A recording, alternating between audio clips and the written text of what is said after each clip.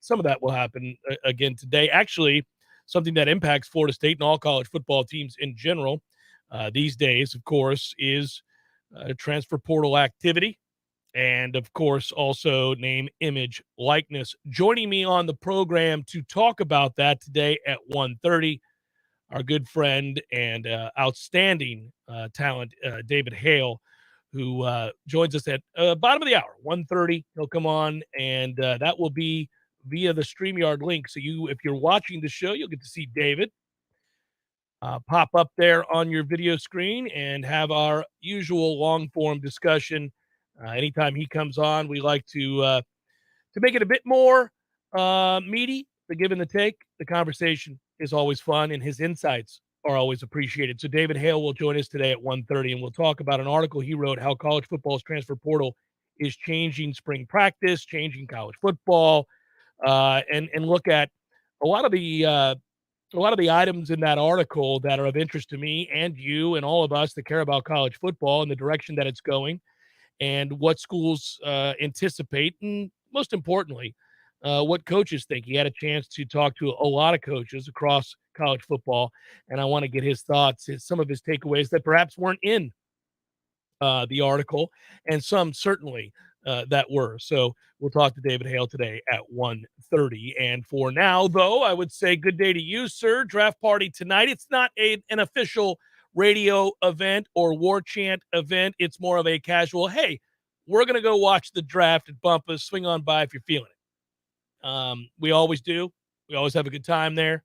We always enjoy ourselves. The food's delicious. They are great sponsors of the Jeff Cameron Show and have been for a long time. So we go, we hang out, we indulge, and we watch the draft and the ups and the downs and everything else. So it is tonight that, as is projected, number one, the Jacksonville Jaguars, whom we sometimes forget are even in the league. They'll go number one overall, not surprisingly, and they've been number one before. They're there again, and they get the opportunity to take Trayvon Walker, it looks like, at defensive end for Georgia, according to many. Maybe not. I don't know. It's all over the map right now with the last of the projected NFL first-round selections, mocks, if you will, that are out there. There are a lot of them. Some say trade, and all that good stuff.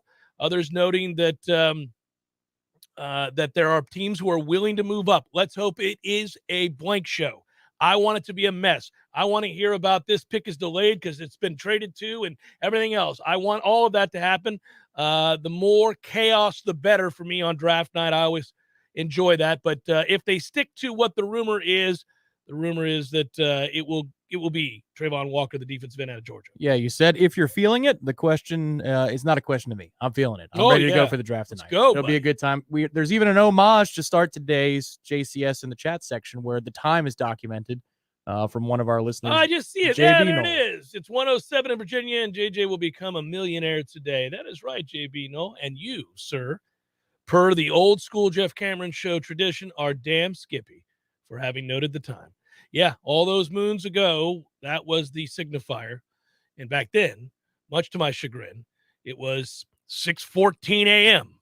And I would be like, yes, it is. Yes, it is. And your host has slept very little. 5 hours ago, I was in the middle of a pool game or a darts game. I was playing darts in all likelihood. It was 4 hours ago. I was in the middle of a dart game. Is how that used to be 23 years ago, 22 years ago. Yeah. Top 10 pick. What do you think for Jermaine Johnson? I'm rooting for it. You know, I've seen as many as 3 or 4 of the many mocks that I've looked at that in fact did have him as a top 10 pick.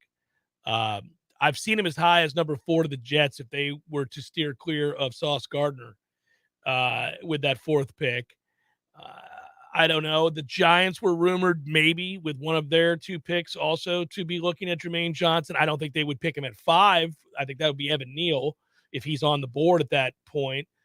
But yeah, there's a possibility because they do like defensive end and they pick again at, I think, 7. So if that's true, if Thibodeau's off the board at that point, obviously I already began the show with or began the draft by noting the first 2 picks are defensive ends, Trayvon Walker from Georgia and then Aiden Hutchinson from Michigan. So 2 of the big-time defensive ends would be off the board. Then that leaves Thibodeau and then Jermaine Johnson.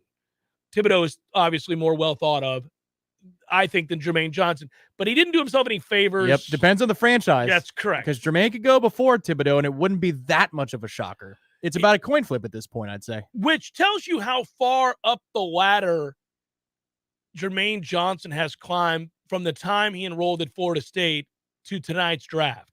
Because preseason football, it was well thought that Kayvon Thibodeau was going to be the number one pick in the draft. Most people thought Kayvon was going to be the guy, just a dynamic player, had a great season. He was coming off a great season. There were high expectations at Oregon for the season that was. Obviously, it started well enough, even though he didn't play in the game. If I remember correctly, that upset over Ohio State, he was hurt. But they, you thought about the way their season started compared to the way it ended.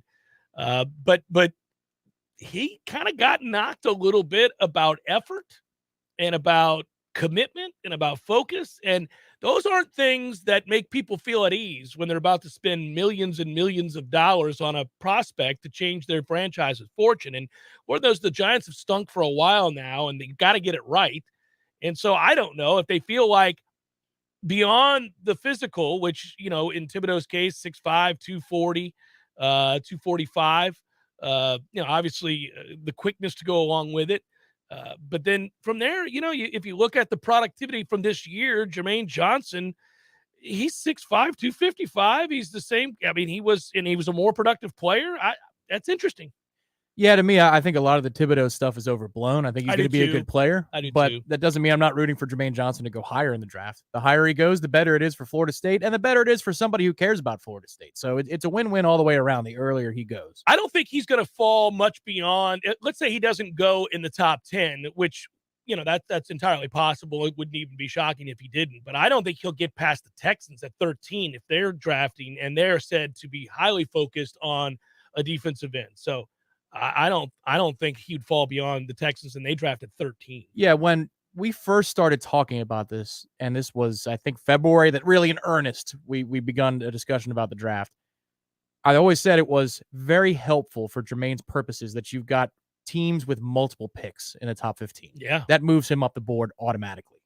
And so as long as the Jets or the Giants don't trade one of their picks, I think Jermaine's in really, really good shape to go top 10 tonight. But if if they parlay that because they want a first-round pick next year or something like that, where there's a better quarterback draft upcoming than there is tonight, you could see some teams that want trench depth trade with teams that want a quarterback next year. And I wouldn't be shocked if that happened. Yeah. But, no, that's why I'm so intrigued. I mean, it could be, if we're solely focused on our interest in Jermaine Johnson doing well, I'm really rooting for this guy. I just want you to know we are very fortunate in the job that we have. We get the opportunity to talk to players and coaches up close and personal on a regular basis. And just like at your job, those of you out there listening, there are people at your workplace that you like, new employees that come and go. Some you like, some you don't, some you're interested in, some you're not, some you're indifferent about, some you hate. Whatever it might be. That's true of our workplace too, both within the company, of course, in general speaking, like, the field of journalism and or entertainment. There's no hate. Oh, no, I don't mean at Warchant. I'm talking, you know what I mean? I'm not saying 93.3 or Warchant. I'm saying, like, just in general, the people we encounter that work in this field, right? The point would be, every now and then you meet a kid or young man, and you're just blown away immediately. It's like, oh my God, this guy hit it out the park. Director Matthew, we love you. And that's Jermaine Johnson.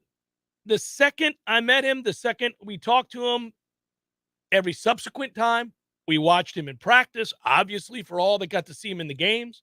But then you talk to him before and after the season, talk to him about, preparation. You talk to him about workouts. You talk about football. You talk about his life. You talk about perspective. This is a kid that had it all the way around. And, we were told, Coach Papuchis told us at the luncheon, told me specifically, Jermaine was a guy that when the light bulb came on, and it probably was the moment he decided to come to Florida State, leave Georgia for this opportunity. I'm not saying because he came here. I'm saying this is a kid who suddenly was in a position to take his skill set very, very seriously, with the understanding that there is a hell of an opportunity here, and I have to make the best of this. I have to do what's best for me, and that is not just about physically getting stronger, understanding the game more. These are things that all football players have to do. But I have to take on more responsibility to show that I can be a leader and to show that I have great perspective. So somebody pointed out in the chat about the interview process. Well, there's no question that once they got a good look at him in person, they could see physically he is the real deal. But then when they got a chance to talk to him, they learned what we learned, early in the year. And that is an incredibly mature kid who takes all of this very, very seriously and is willing to take on the responsibility that comes with being an elite player. And from what we can see, he's just a good guy too, because I can speak to a personal story around the holidays where he's at a place, doesn't advertise with us, but it's got a midway, playing some games, right? He's playing some games on his own with a friend. And a friend of mine has a couple of kids who love Florida State football. Right. I wanted to go take a picture with him. And my friend said, go ahead, come on. I said, yeah, it probably will work. I didn't play intermediary at all. I just watched it happen. He could not have been more gracious, could not have spent more time. He got down on a knee and shook their hand and then wrapped his arms around him, took a photo and was smiling. Not the photo where it's like, all right, let's get this over with. Like, I'm happy to do this. Mm-hmm. It's just cool to see when somebody puts that all together, the skill set, the commitment, and then also they're just kind of a nice person. You root for those people to do really, really well, get a second contract and a third contract. Yeah. And he said it, I forget, was it Josina Anderson he said it to? The message to the GMs, I'll be the best player since your last Hall of Famer. He bets on himself with strong, strong verbiage too. I think it's because not only does he understand he's a good football player, and he's got a lot of what for it that he brings to the table in addition to unique talents, but his work ethic, he likes it. He embraces what is required of somebody who would be drafted in this spot. He embraces that I got to get up and I got to put myself in the best position to succeed each and every day. That is the leadership that Coach Norvell was banking on when he brought him in. Now, he knew he could play, and he knew he needed his help. That was a given. But he saw the potential for that guy to lead the way as the most talented player with the greatest work ethic. Now, that is the ultimate form of leadership when you have that, when your best player is also your hardest worker and is willing to embrace that. Like, I'll show you. That's fine. Come on, I'll meet you here at 5 a.m. for a good workout. Let's go. That's huge. So what GM that does that interview doesn't go, okay, he may not be a Hall of Famer. Who knows? We'll see. And I like that he's that kind of confident. But I know I'm going to get a kid that even when I give him the money, he's going to work his ass off because he understands the importance and the responsibility. It's Jeff Cameron Show, 93.3 Real Talk Radio and Warchant TV. You were always more than my mom. You were my role model, my best friend, and biggest supporter. You filled my days with unconditional love. And you also prepared for the day when you couldn't be here. Because of the woman you were back then, I'm able to be the woman I am now. Your planning made this moment possible. Set your family up for life. Southern Farm Bureau Life Insurance. Your friends for life.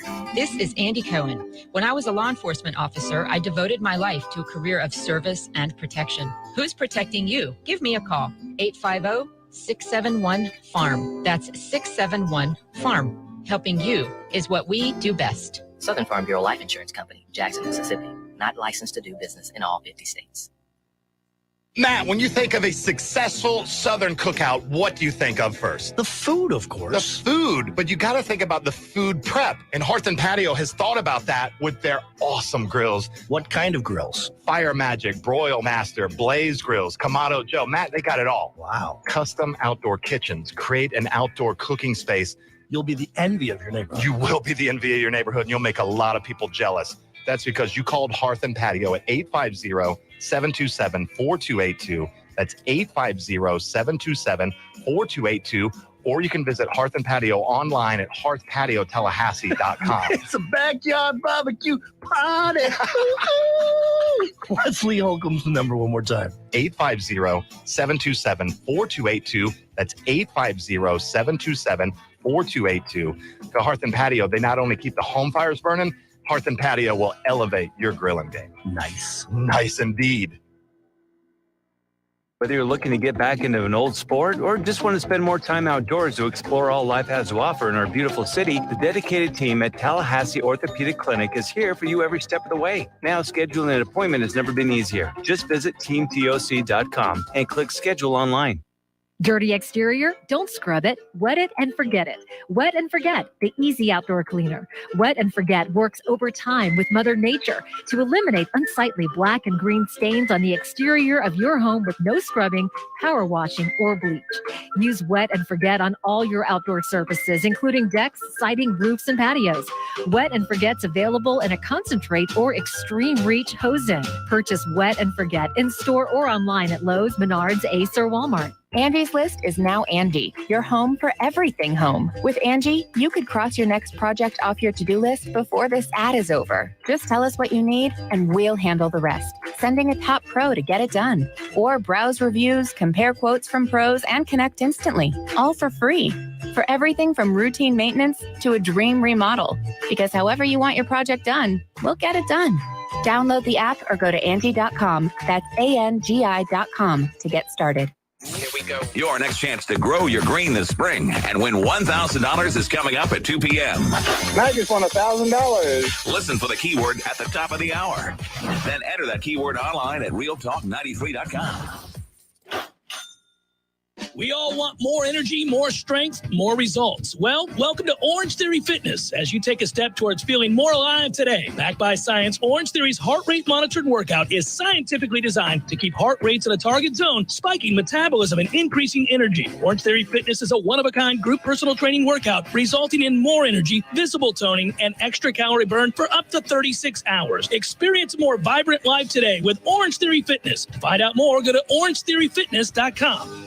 The Jeff Cameron Show, brought to you by Orange Theory Fitness. 2 Tallahassee locations, Midtown on Thomasville Road and Northside in the Village Common Shopping Center. Online at orangetheoryfitness.com.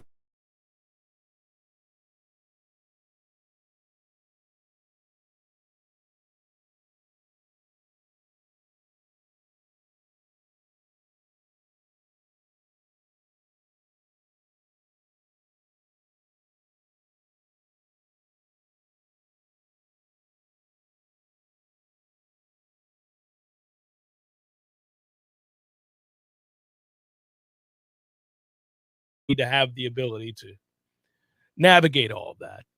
If I said to you, of these particular players at the position, who do you want? Traylon Burks, Arkansas wide receiver, 6'3", 225, mismatch receiver, just such a big, strong kid. No blazing speed. Then again, there have been plenty of guys with that size and the physical tools to overcome that, which is obviously there's a competitive fire, there's a strength factor, there's a body type, there's all those things to win the one-on-one battles, to go up and do like an Anquan Bolden did for a very long time. Do you want Garrett Wilson, Ohio State? Ohio State, of course, has a gazillion very good wide receivers. He was one of them, he and Chris Olave. A smaller receiver, very, very after the catch kind of superstar. If he's even, he's gone. He's leaving. That's it. So there's that. He can get better if there's a knock in route running. That is one of them. Jameson Williams, who I love and think is the guy that if somehow, some way that joker fell down to Tampa Bay, I am all in. 6'2", 195, crazy athletic, only being knocked because of injury, will be fine. I'd take him. I think you'd have to trade up to get him, but it might be to like 15. Yeah. And if you could, that'd be great because you got to start planning for life after Brady. I mean, with that new contract reworking of how it frees up money for the cap this year, Brady's not coming back. This is it. This is it. Yeah, this is it. Basically, it's been said. When Jason Light was asked, are you talking extension? He says, no. That tells you that this is it. So you've got to start drafting players for post-Brady. That might help you now, but will definitely help you later. And Jameson Williams would be, of those choices so far you've given, my first choice. But I don't know that wide receiver is the first position I would attack. Well, I just want one of these guys to fall. I mean, if Chris Olave fell that far, even better. I mean, that's a no-brainer. Even to 15, you start making phone calls. Yeah, you're like, really? This guy's still here? Let's do that. Let's go ahead and do that.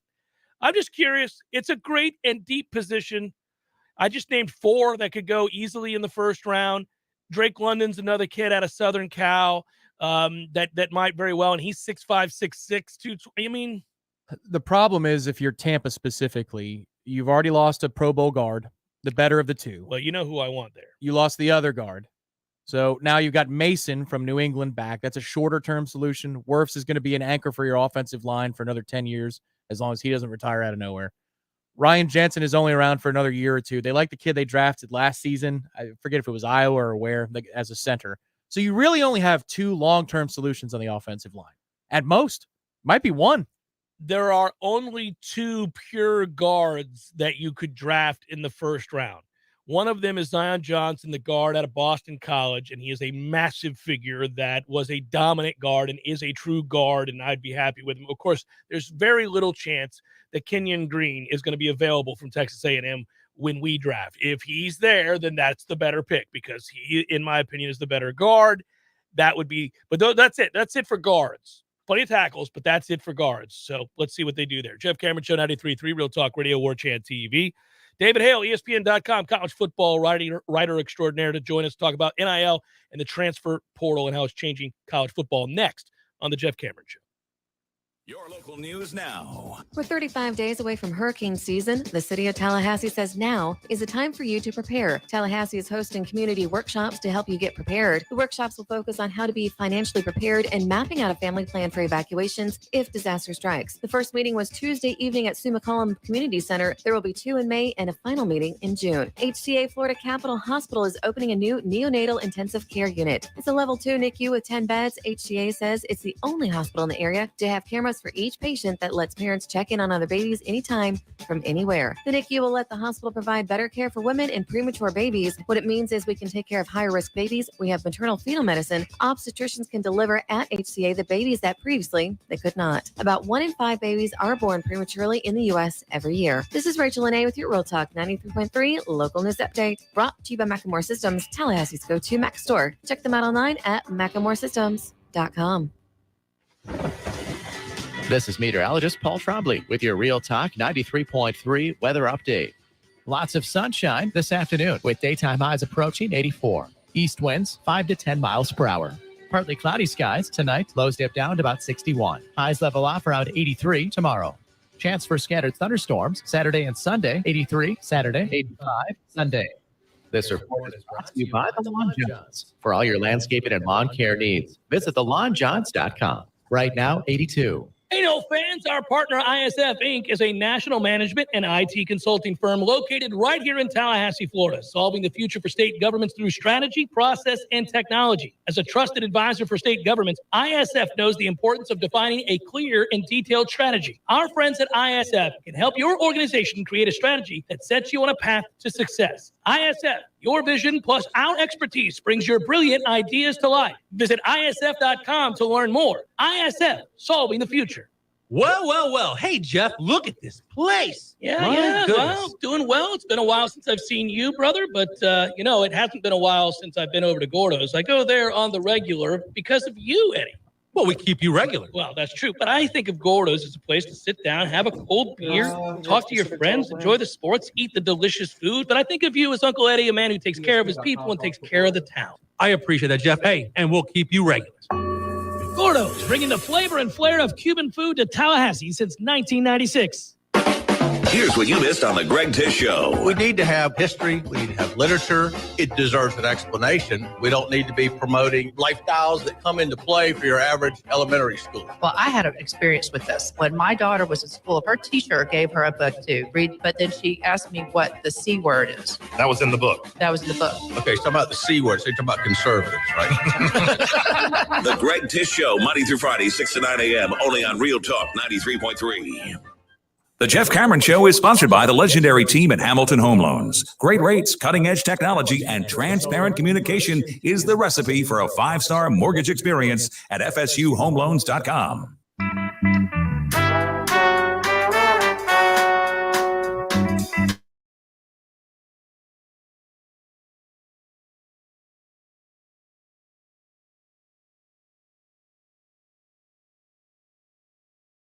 With you, as I said before. Happy draft day, everybody. We'll get there together and have fun tonight. Bumpa's Local 349 Capital Circle if you're wondering where that is. And we will be there, Tom. What time you think? Around 7:45, 7:30. Draft starts at 8-ish, right? Yeah, I mean, 7:30 is a fair ballpark, I'd say.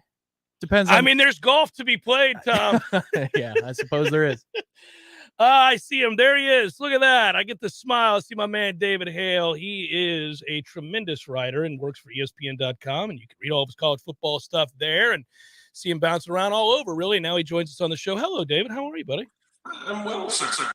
I don't feel comfortable in this scenario where I'm in a visual medium. That's not my...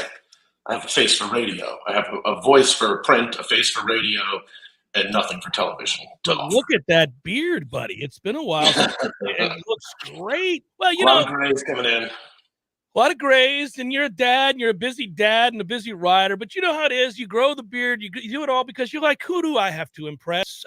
This is me now. Who am I impressing now, right? I still feel like I need to impress people. Like because I have nothing else to offer. I have to, my rugged good looks and boyish charm are the only things that have gotten me where I am. So I'm losing out on at least one of them. Well, let's get to the piece. How college football's transfer portal is changing spring practice. A lot of my listeners certainly and viewers have read it, and it's the topic du jour. It's what everybody wants to know. We all love college football. And David, I want to start with sort of an observation. And I'm kind of curious. It's been a while since you and I talked, but you end the piece by saying a new round of roster movement is coming. And I feel like for fans, that feels like that's true in perpetuity, that they don't know what is anymore. Like all of the parameters, all of the rules of yesteryear are gone.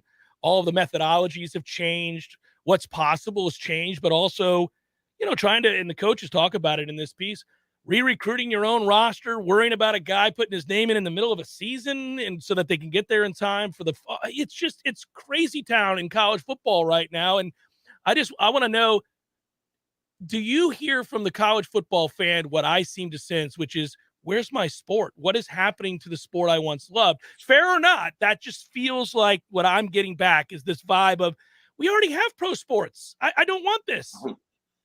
Yeah, I think there's definitively something to that. And it's funny because I think we spent way too long thinking, what is good for the programs, the coaches, the academic leaders, the ADs, whatever.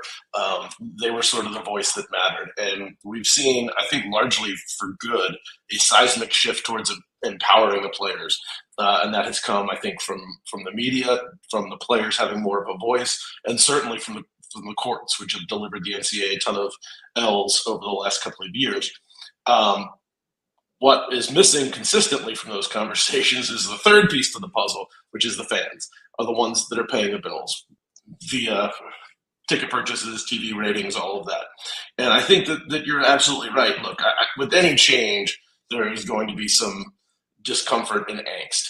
And so I think there is inherently a little bit of that being overrated in that once people get used to things, that change tends to be less of a big deal. But I think there are genuine concerns. And I mean, you point to one. What is it that makes college football, if not better, certainly different than the NFL? Well, one thing is the fact that you don't have free agency season happening every year.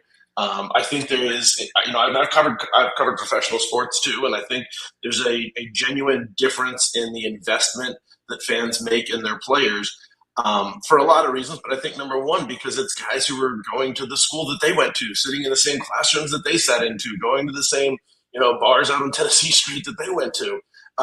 There's something to be said for that sort of connection that you lose that when everything sort of becomes, as the old Jerry Seinfeld joke, that we're all rooting for laundry because the uniforms are the only things that stay the same. And I guess even if you're Oregon, that's not even true. So I think that you lose something. There's definitely something that is being lost here. And I think the two questions that you need to ask are, one, are we gaining something that is more important than what is being lost? And B, is there any alternative to it anywhere? Or are we beating our heads against a wall for something that is now, the toothpaste is out of the tube, the bell has been rung, et cetera, et cetera.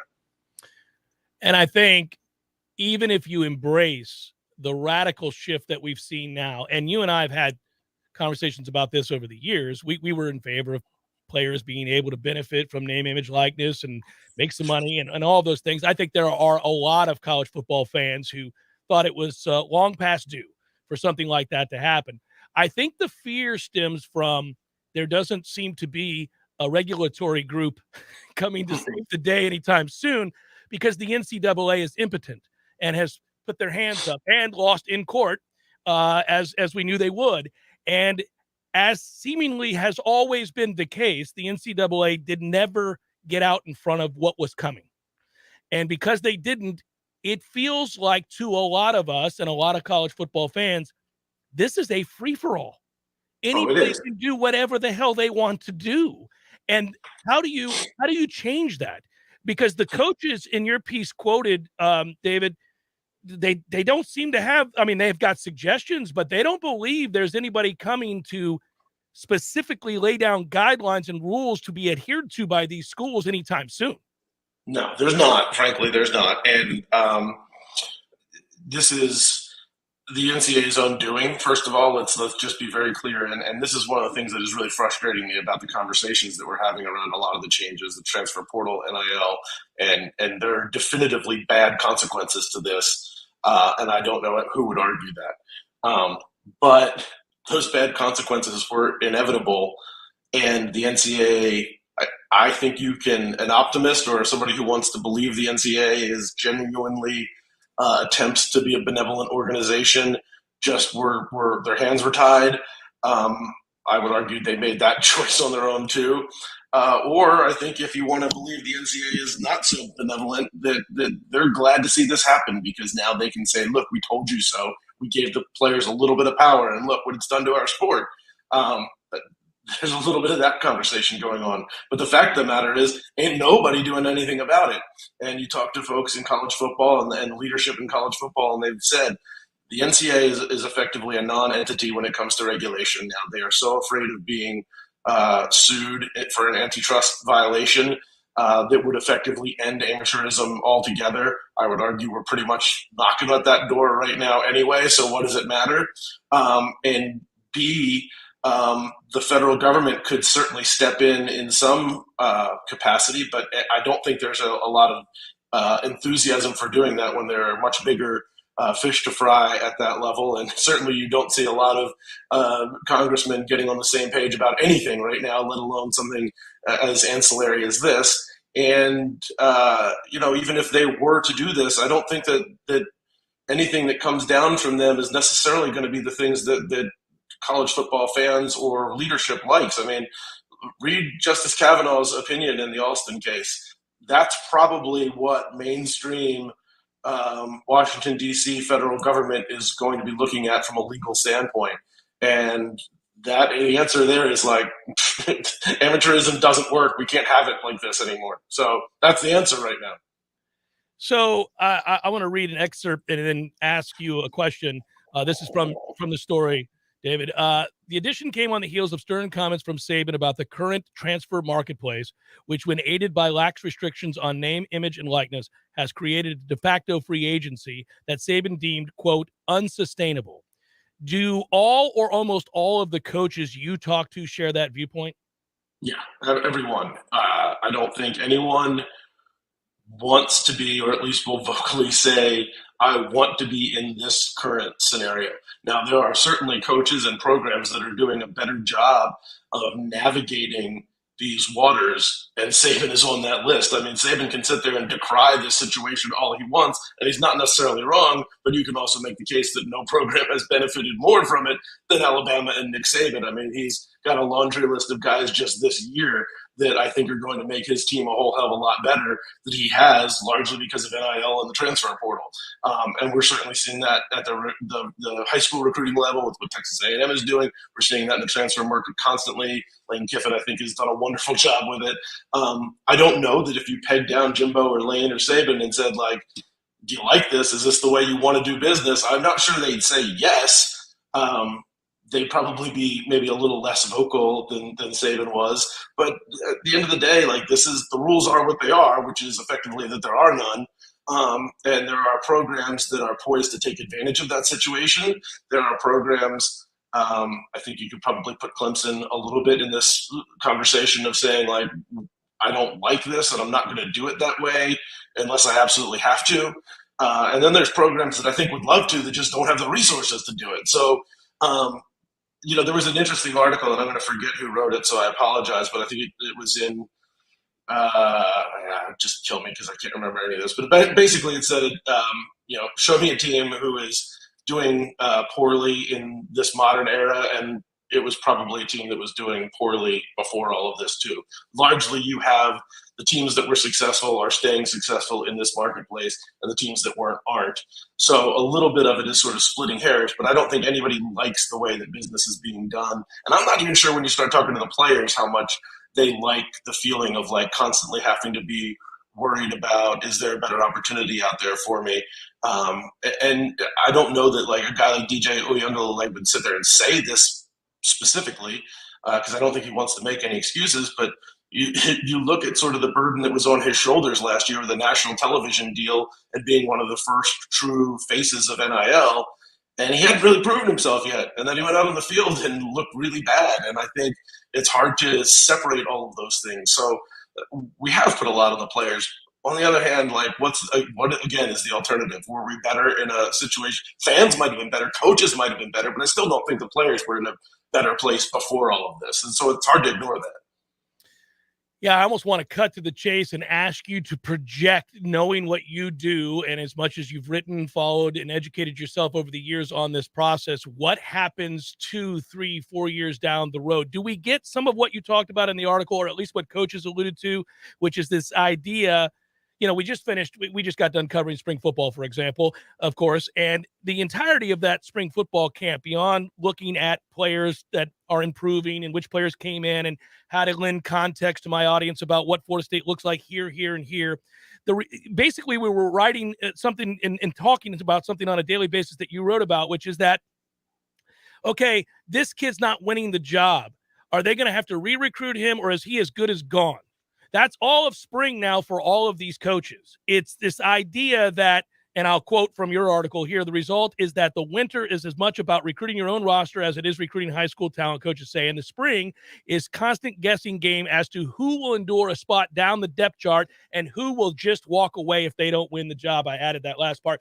That's what we were sitting there doing now. That's what everybody does when they cover college football now, is if you're at a spring practice, you're like, oh, that guy's going to win the starting corner's job. Well, dude behind him is a redshirt junior. Peace. He's gone. There's no chance he sticks around here. Is something going to change in terms of the timing of, or how to handle that, in which they change the dates by which players can freely move? There's a lot to sort of take away from this. I think the first thing is that you're right. I mean, this is sort of an obvious concern, and worse than that is I had a good talk with Manny Diaz about this and talked about some of his ideas that he put forth in the article. But one thing he pointed out is, like, let's not try to save spring football and let it further ruin the regular season. I'm much more concerned about the guys that are leaving during the season than the guys who are leaving after spring practice because they don't like their spot on the depth chart. And frankly, some of that is a good thing. You can look at a guy that was at Florida State last year who's about to make a whole hell of a lot of money because he didn't like his spot on the depth chart at Georgia and picked up and moved to Florida State and had a really, really good football season and is going to be a first-round draft pick now. It's hard to tell these guys you shouldn't be doing this when there are guys who are clearly benefiting from it. Not all of them, but some clearly are. I think there is certainly the notion out there of can we just establish transfer windows? Can we at least limit when this is happening? Again, you're asking the NCAA to do something it has been unwilling to do until this point. And I've talked to several coaches who think that it's not going to happen anytime soon either on this point. What Manny Diaz has suggested is at least incentivize the right things so that if you can't create guidelines or regulations to keep guys from doing it, at least don't incentivize it. And so his point was like the desire or push to be on campus for spring ball and winter workouts means you've got to have guys enrolled in January. And that's why so many guys are leaving in November to get in the transfer portal and take their visits, because they need to have that stuff wrapped up by, essentially the early signing day in early December. So everything about the way the calendar is currently constructed right now is incentivizing what we already don't want to have happen. So I think that's a small step that could be taken that actually could happen from the NCAA's standpoint without putting any restrictions on players, but simply change some of the incentive structure so that there's not as much of a desire to do it at the worst possible times. But the fact of the matter is the only real long-term solution here to get actual regulations, to get some sort of guardrails within the entire construct of all of this, is to bring the players to a negotiating table and say, what will you accept also? Because everything else besides that is an antitrust violation. And so if you're going to do that, then we are looking at a world in which we have effectively professionalized the sport. And again, you can argue whether that's a good thing or a bad thing. I think it is the only way out of this, though. I'm curious, have you heard whether or not conferences will have any inclination to reel in some of this since the NCAA can't or will not? Have you heard anything like that? Well, some of the recent moves just in the last 48 hours or so regarding the NCAA and their governance over effectively what they're going to say we're not in the business of doing anymore, and it'll be conference decisions about coaching limitations and stuff like that. Like, this is the first step towards doing that. I think what we will ultimately see is that there are conferences who are going to say, we don't care if we're paying players directly. We'll go ahead and professionalize this ourselves. I mean, this has been the idea, I think, for at least the past few months, maybe past year now, is that we're going to get to some sort of super conference structure. I think, we've sort of all forgotten, and I think rightly so, about the quote-unquote alliance between the Big Ten, ACC, and Pac-12. I think a little bit of that is the Pac-12 and the ACC just making sure they've got a seat to sit in when the music stops by partnering up with the Big Ten. I think that ultimately that's where a lot of this leads, is that we have sort of a two-tiered structure of college football where you have one or two super conferences that are willing to bring players to the table, that are willing to treat them as employees, and that will negotiate some sort of guardrails within the construct of how they're going to do business that will make this work. And it will probably look very similar to the NFL. And then I think you'll have other schools that say, we don't have the resources to do that, or we don't want to do that, and we'll attempt to maintain some level of amateurism, and in the process probably lose out on a good chunk of the TV revenue that they're getting right now. Again, it's going to force a lot of very difficult decisions, and it's going to force a lot of the powers that be who have been saying the things that they want to say to benefit their situation to actually sit down and make some hard choices. David, how does the super conference reality come to be? Like, in the chicken or the egg game, is it the TV networks or conferences that start the change? I think it's the conferences, probably more than anything. I think, frankly, it's the SEC. What you have, certainly with adding Oklahoma and Texas, was I think what a lot of people thought was a first step in that direction. I mean, frankly, if you look at the financial structure and what the projections are over the next 10 years, we're living in two absolute different realities with what the Big Ten and the SEC are able to create in revenue, what everybody else is able to do. At some point, right now, the ACC is being saved by a grant of rights deal that runs through the mid-2030s. But every year that passes, the value of that grant of rights deal goes down, and the amount of money that you could make, the share of money that you could make in the SEC versus what you're making in the ACC goes up. So just do the math on that. This is not sustainable over the long term. So eventually, and I've heard rumblings that maybe there becomes some class action lawsuits against these grant of rights agreements in the first place, and schools try to get out of them early. It's always, everything's possible. It's just what the price tag is. And frankly, eventually the price tag is going to become affordable enough, relatively speaking, that I think the levee breaks and it starts to happen. And I don't know when that happens. My guess is if it's 10 years from now, that's probably the long end of this timeline. My guess is it might be something sooner than that. I'm curious, you've got great insight and have done a great job of covering the ACC for a very long time, and that includes Clemson, obviously. How pissed off are your Clemson contacts, for example, as far as the creative rights deal goes?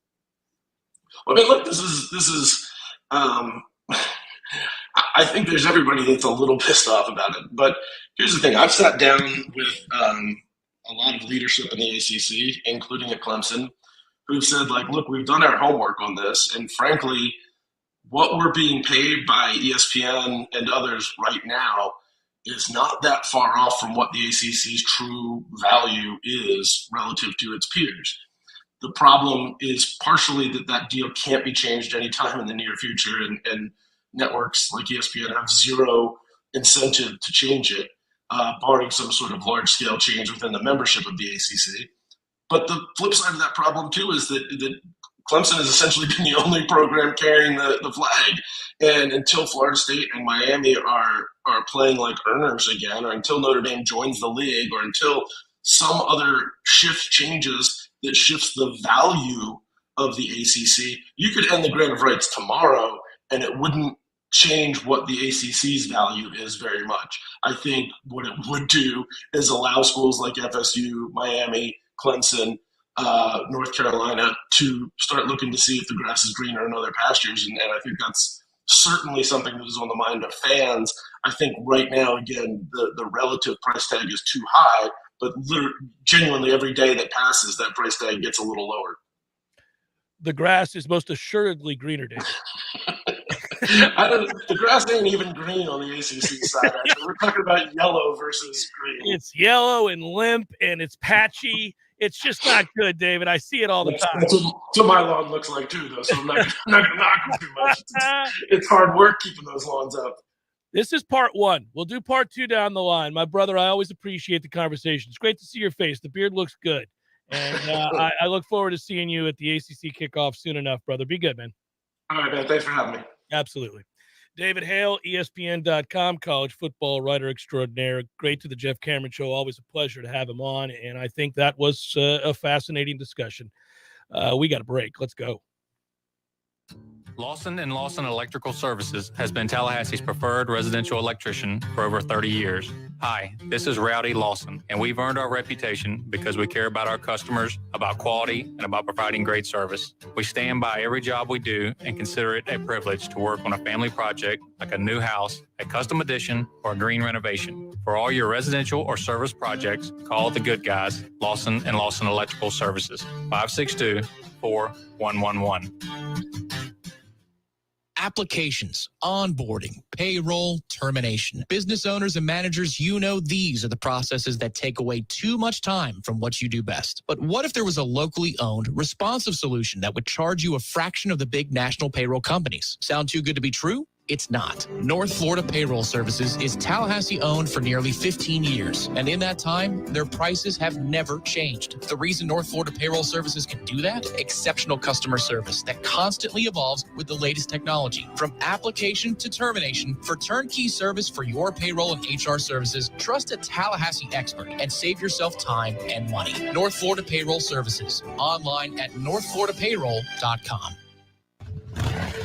This year, Thunder Beach isn't just rolling into Panama City Beach. It's going to rock.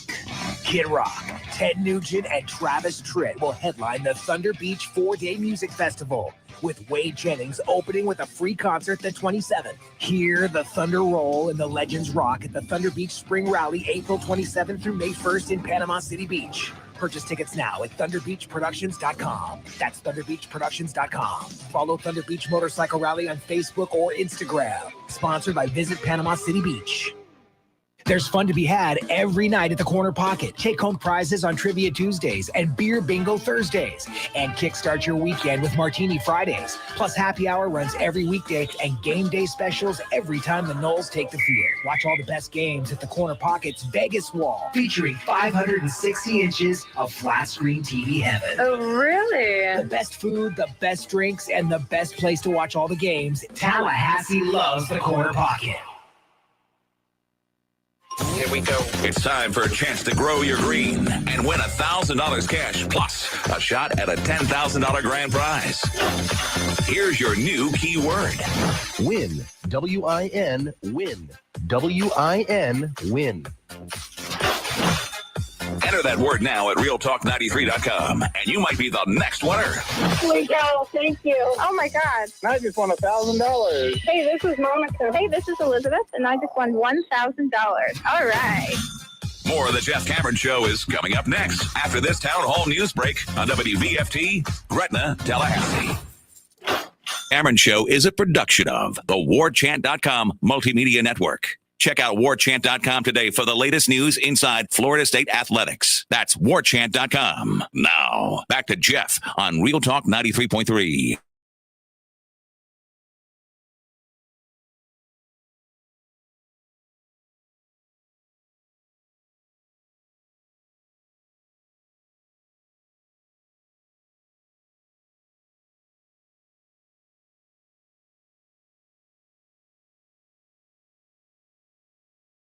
Was great work. I would encourage you to go read the article that we were referencing, which was the genesis for the conversation. And basically how college football's transfer portal is changing spring practice and much more, frankly. I mean, that's the entryway. I have to tell you that towards the end there, when we were talking about the grant of rights deal and the value dropping and the amount that's worth dropping exceedingly each and every day that goes by, it did kind of open a window or a door to the other side where you went, I think I see the light. Like they're just taking the scales here at this point. And this is what I'm hoping is happening solely selfishly for FSU. But if it's for FSU, it'll be for Clemson. And I don't know about Miami, but they seem to now be invested. So maybe they'll save themselves. North Carolina, certainly. And then it will be very interesting to see the other schools because I'm not sure. Maybe Virginia Tech, maybe.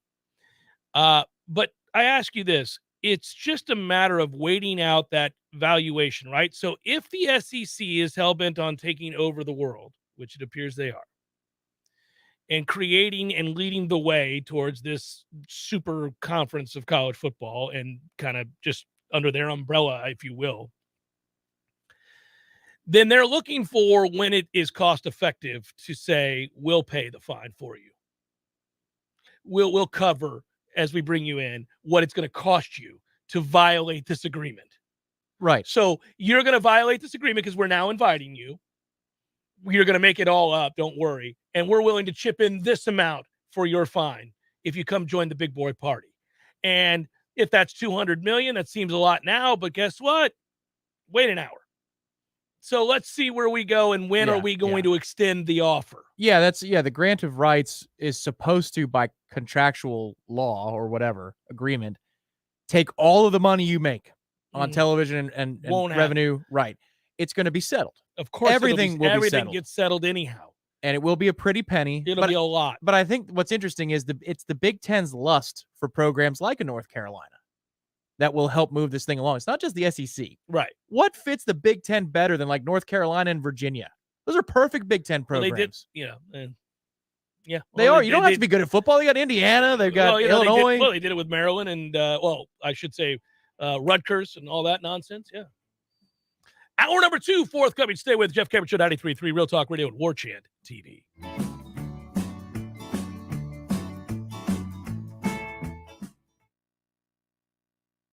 Grow your green and win $1,000 cash plus a shot at a $10,000 grand prize.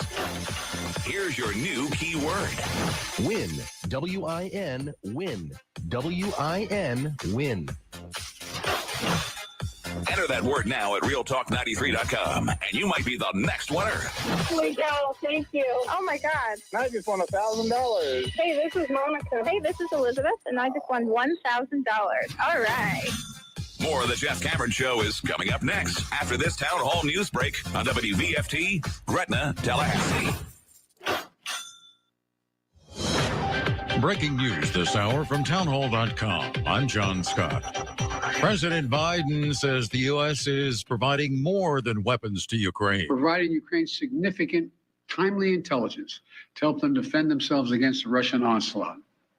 And we're facilitating a significant flow of weapons and systems to Ukraine from our allies and partners around the world, including tanks, artillery, and other weapons. The president asking Congress for an additional $33 billion to help Ukraine. That money expected to last for 5 months.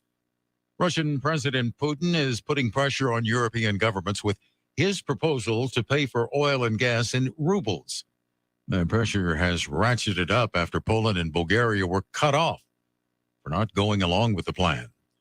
Also at townhall.com, the U.S. economy shrank during the first quarter, but things may be less dire than the numbers convey. The Commerce Department reports their estimate of the U.S. gross domestic product shrank 1.4% in the first quarter. That's the first contraction since the pandemic recession. You may ask why this is happening since consumers and businesses increased spending at a 3.7% annual rate, and unemployment is at a 50-year low. Economists say growth slowed because businesses were slow to restock inventories that were especially high last quarter. There's also been a sharp drop in U.S. exports. With strong hiring, wage, and spending figures, U.S. economists are forecasting a rebound, even with inflation, interest rate hikes, and uncertainty over COVID-19 and Russia's invasion of Ukraine. Jennifer King, Washington. The number of Americans applying for unemployment benefits fell again last week. The Labor Department says jobless claims declined by 5,000 to 180,000 for the week ending April 23rd. First-time applications generally reflect the number of layoffs. On Wall Street, the Dow is ahead 575 points and the NASDAQ is up 368. More at townhall.com. I'm about to compare a pepper shaker to a cash-out refinance. Hang with me. You know when you're at a restaurant and they ask, would you like some fresh ground pepper? And then they crank that giant tube, but almost nothing comes out? For me, only a certain amount of time is socially acceptable to wait. I know that getting that pepper out might make my life better, but it just seems too impossible. And that's what we hear people say about the cash-out refinance. People realize that the value of their home has gone up like hot pepper the last few years, leaving all this extra money sitting inside their home. But is it too hard to get out? It's Ryan from United Faith Mortgage. If you're interested in cashing out the extra pepper in your home, we're good at doing all the work while you just sit back and relax. And often, your mortgage payment and years in the loan will stay the same.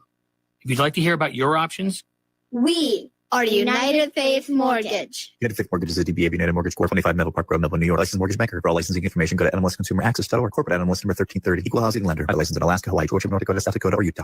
T-Spark Enterprises, roofing and construction services. T-Spark, T-SparkConstruction.com. We conquer all peaks. We fix those darn leaks. Call 850-766-1340. T-Spark Enterprises, roofing and construction services. T-Spark, T-SparkConstruction.com. License number CCC 1331204. We all want more energy, more strength, more results. Well, welcome to Orange Theory Fitness as you take a step towards feeling more alive today. Backed by science, Orange Theory's heart rate monitored workout is scientifically designed to keep heart rates in a target zone, spiking metabolism and increasing energy. Orange Theory Fitness is a one-of-a-kind group personal training workout resulting in more energy, visible toning, and extra calorie burn for up to 36 hours. Experience a more vibrant life today with Orange Theory Fitness. To find out more, go to orangetheoryfitness.com.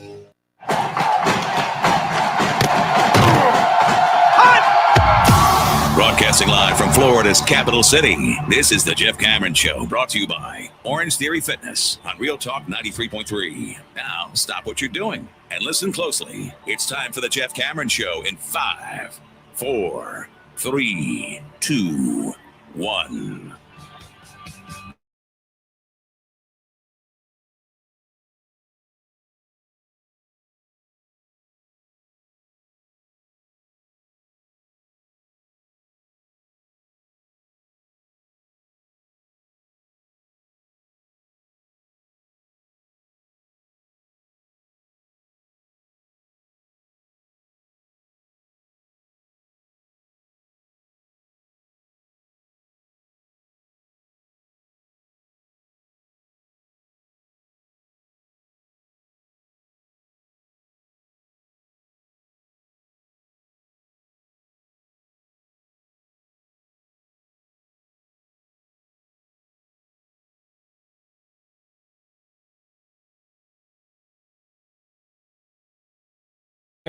having a couple cold ones, enjoying the food, and enjoying the draft.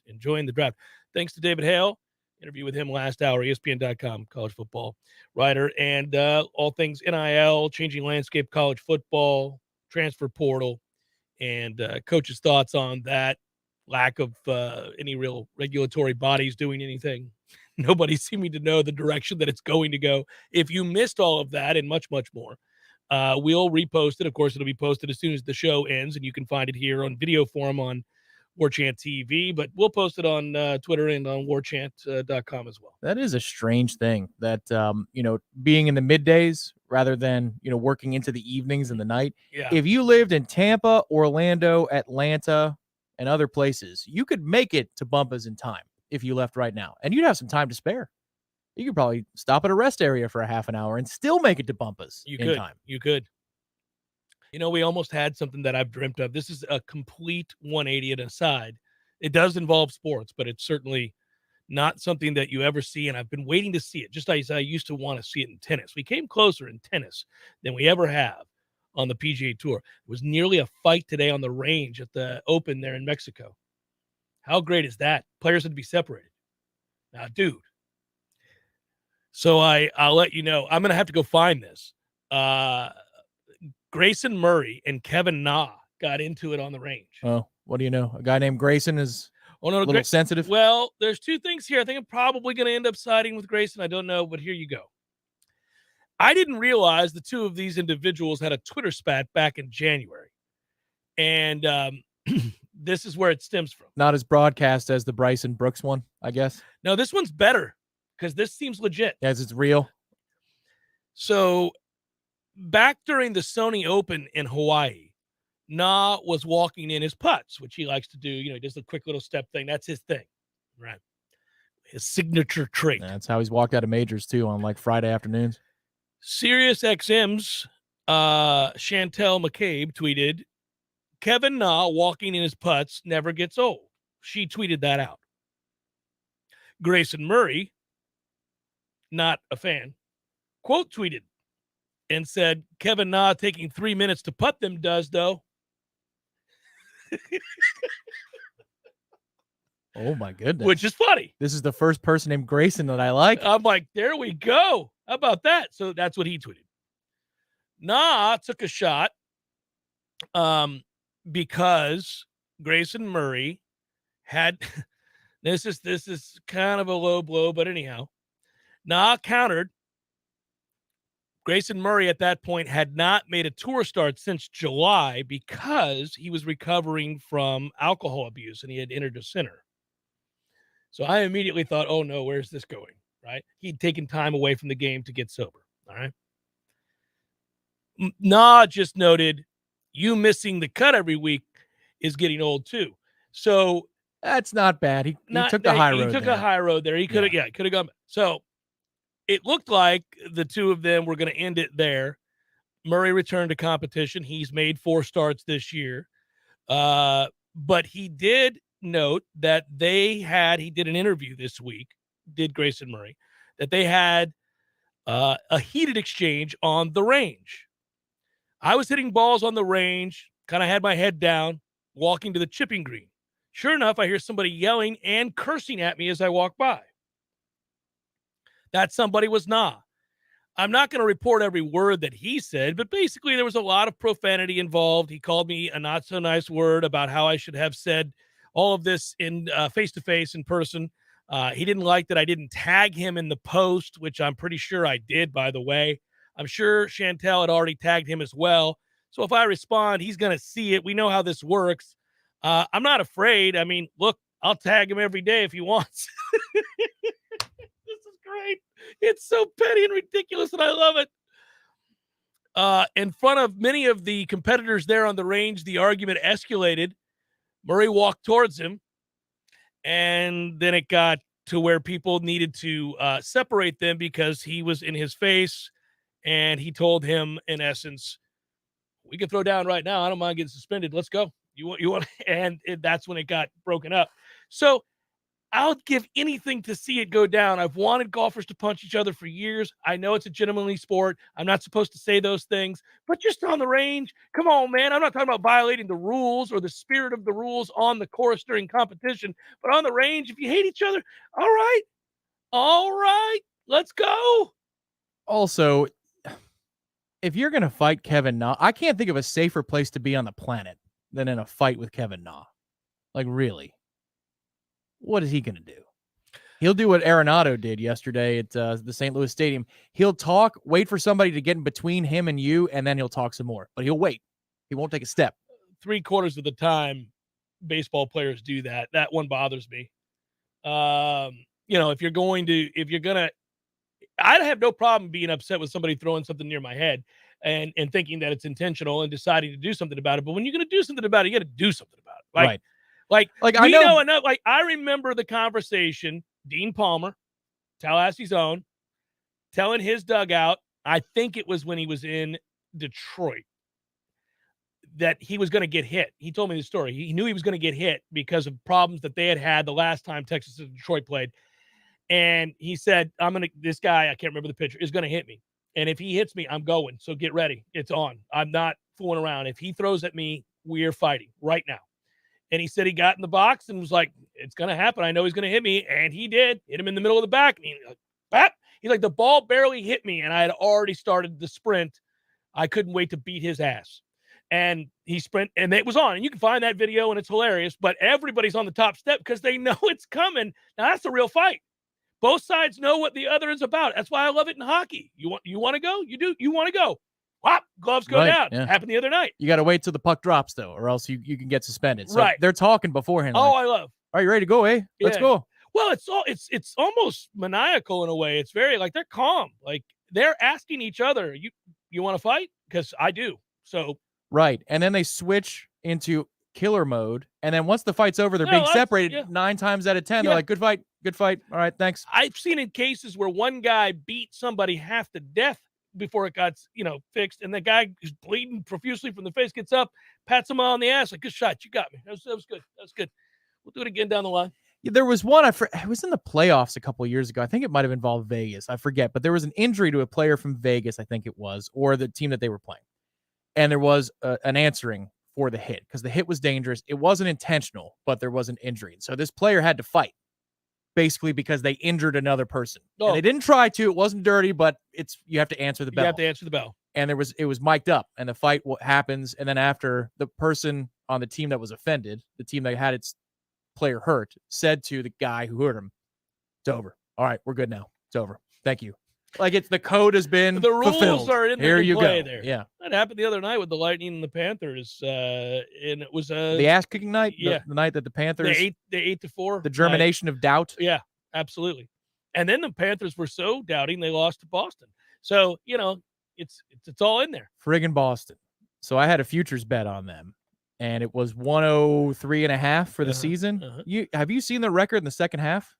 It took like 800% hockey, and they're doing it, and they've hit the over. I mean, it's sad. So, do we get this tonight? Trayvon Walker, Aiden Hutchinson, Darryl Stingley Jr., Ikem Ekwonu, I think is how you say the name. Old Icky, the fat kid from NC State, who I think is highly they overrated. call him Icky. Yeah. Charles Cross, do we get that? Or Evan Neal? Do we get that top 5, or does somebody move in while another moves out? Do we get any shakeup atop the draft? I sure hope so.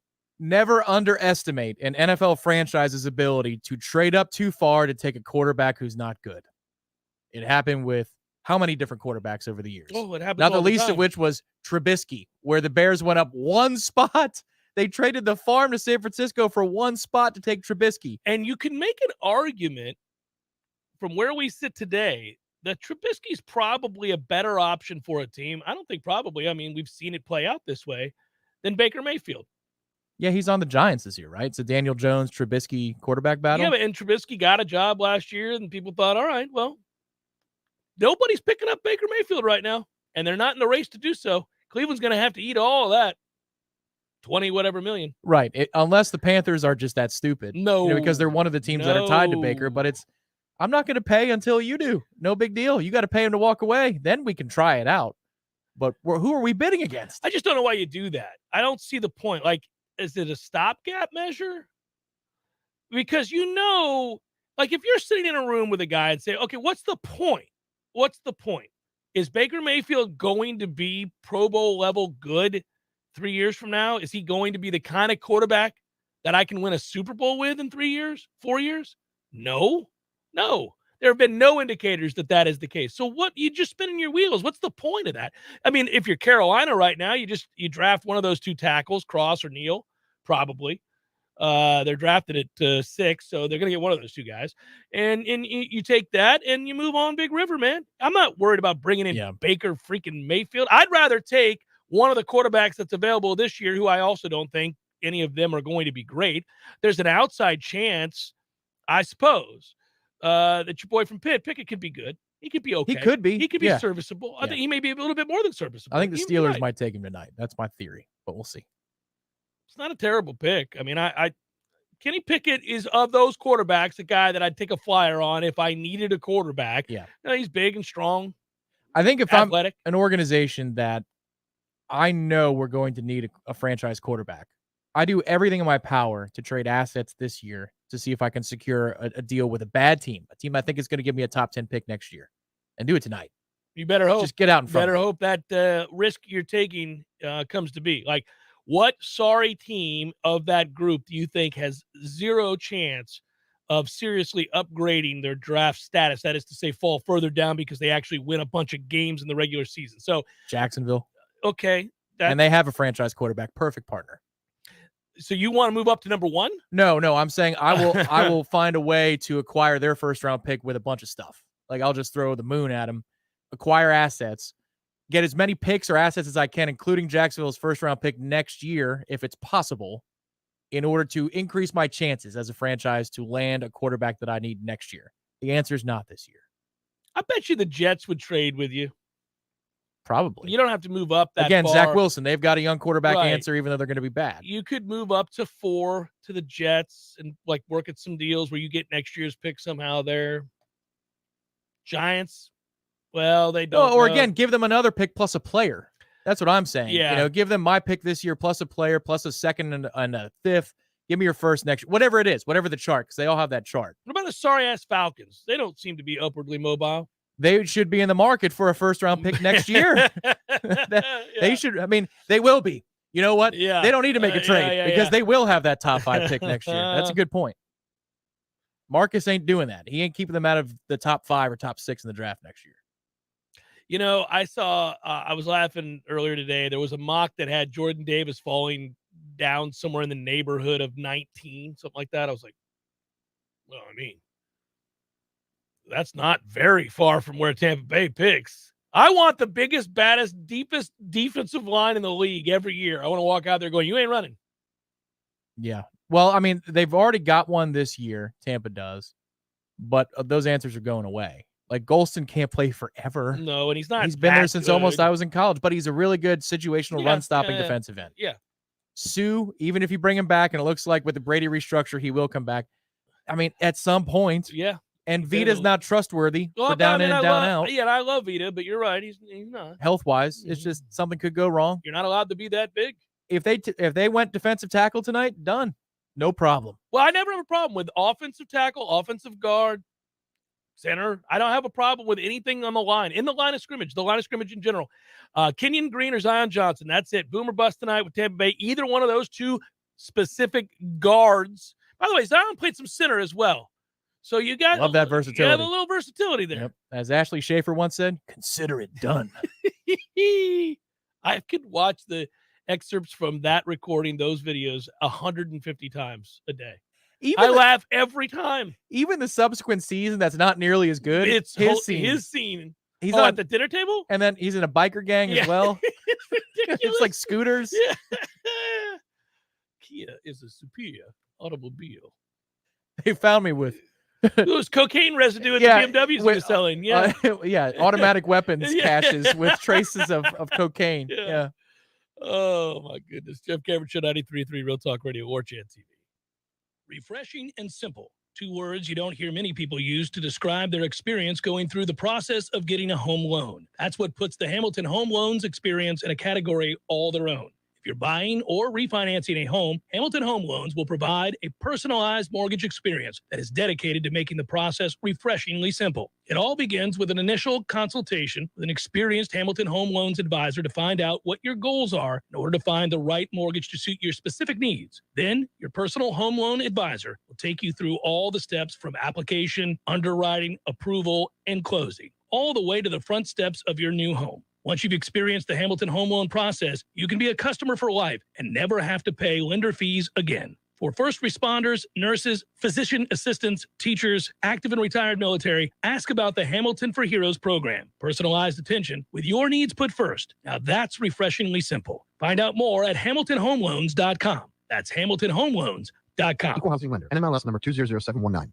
Sellers Tile does it better for business owners, contractors, designers, and homeowners. Better design ideas, better quality tile, carpet, and hardwood flooring, better mosaics, ceramic, and vinyl solutions. And Sellers makes it easier with their amazing showroom and first-class professionals. Maybe it's time to get Sellers working for you on Capitol Circle Northeast, just north of Mahan Drive, or online at sellerstile.com for better style, quality, and design. Go with Sellers in Tallahassee. Call 656-8453.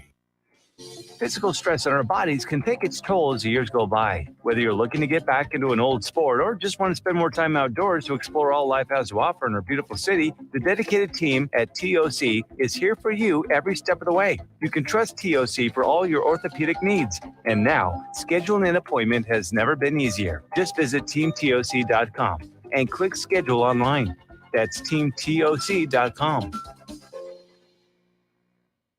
When I get home from work, I'm ready to relax. So I call Swain Pools and Spas to put my pool in the back. I call Swain Pools and Spas. Now I'm soaking up the fun when I want to. Truckloads of new and used Caldera and Hot Spring Spas are available now at Swain Pools and Spas. Don't wait. Get to Swain Pools and browse the best inventory to find the spa of your dreams. These won't last long, so come see us today. Just look for the huge sign on Tharp Street or call 386-7113 for Swain Pools and Spas. I know what you're thinking right now. Where can I find a place to get my car fixed and also check out some awesome new hot tubs and spas while I wait? Well, you're in luck.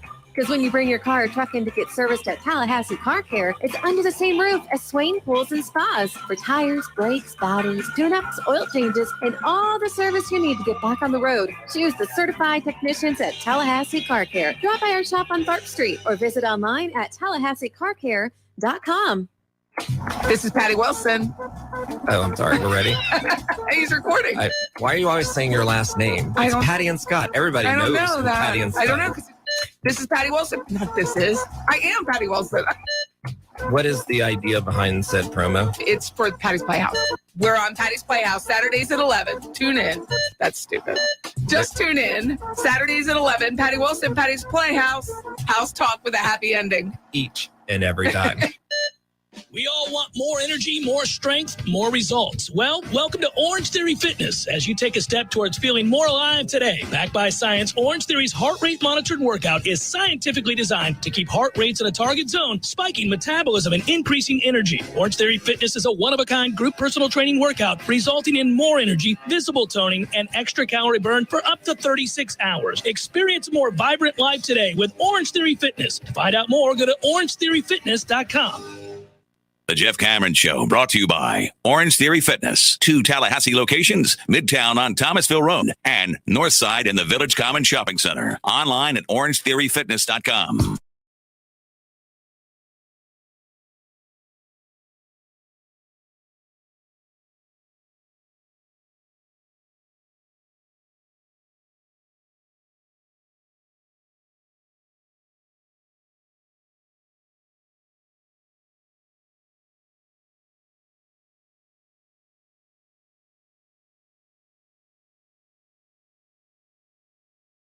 Stat that blew me away.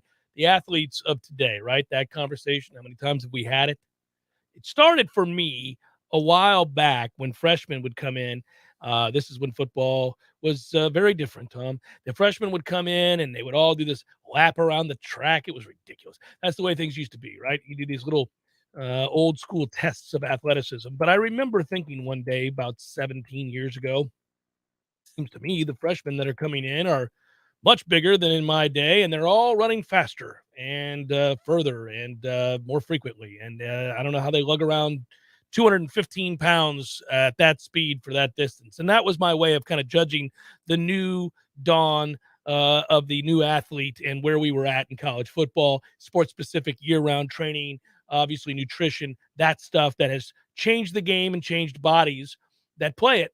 And here's a stat of today's athlete where you go, what? That's a real thing? There's that Virginia Tech edge rusher, Amare Barno, that kid. You remember him from last year? I mean, you didn't watch a lot of Virginia Tech because they were kind of irrelevant, but that kid he's going to get drafted, not in the first round, I don't think, but he's going to get drafted. That dude ran a 4.36 40, has a 37-inch vertical, and weighs 250 pounds. That is frightening. Yep, the evolution of sports, I'm telling you. Alive. These playing fields were not designed for what we're doing to them, or surfaces, whatever you want to call it. Like the NBA basketball court. You have dudes who are 6'10 minimum now. 6'10 who can shoot and dribble better than the best three-point shooter 20 years ago. 25 years ago, yeah. Maybe 15 years ago. Routinely, that's what these guys can do, and they can also play down low. Like, how did they envision? They couldn't have. When the peach baskets went up, and this thing started, whatever, the NBA 40s or the 50s, that court size would hold those behemoths capable of, I mean, look at Jaws dunk the other night on poor Malik Beasley. Oh, man. A dude that small doing that? That's unbelievable. I've watched it probably 25 times. It is special. He looks right at him. I mean, that is like, I'm about to size this up. You square up all you want. You're in trouble. You're not going to win this battle. Yeah, that's an otherworldly vertical. That vertical that allows you to jump over men who are your height or bigger easily. Not just do it, but easily, to the point where, you know, you're decent. That's just a toughie. Whole lot of you're like 6 feet out from the rim and you're looking above it. I mean, that's reserved for elite company. Jordan Davis, the aforementioned defensive tackle. Do you realize if you look at the percentiles versus other defensive tackles in these categories, where he rates for every defensive tackle that has participated in the combine? All right. So imagine a man that size. And then think about, so we all watched him at Georgia and we thought, that's different. People don't look like that. He finished amongst defensive tackles 99% in the broad jump. His height is at 98%. His weight is at 95%. His wingspan is at 77%. Arm length at 78%. Hand size, 93%. His 10-yard split was 83 percentile. His 40-yard dash for a man amongst all of the defensive tackles at that size, 97%. Vertical jump, over 80%. So if you take this, you put him in your upper 99 percentile broad jump, height, weight, all 95% or above. Vertical jump, 40-yard dash, 97 or 80% and 97% respectively. That's insane. How can you be that big and finish in those percentiles? That is unbelievable. Well, and most importantly, you turn on the tape and he's a good football player. Right. You know, I'm just saying that is.